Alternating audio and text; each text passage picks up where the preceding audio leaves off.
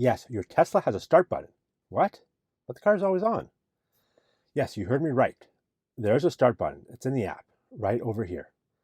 Now you may be asking yourself, what does it do and what is it for? So first off, what it does is it remotely starts your car without the use of any keycard or phone.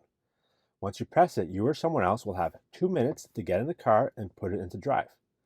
So here are a couple scenarios where this could be helpful. You lost your key or maybe your phone's dead. You can either get someone else who has the app or have them download it and log onto your account. They can start the car for you so you can get to where you need to go.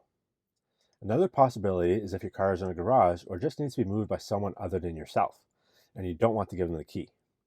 Keep in mind though, in that scenario, the driver profile doesn't change to valet. All right, whether you're a new owner or a Tesla Pro, I hope you learned something from this. And as always, thanks for watching and be sure to subscribe for my next video.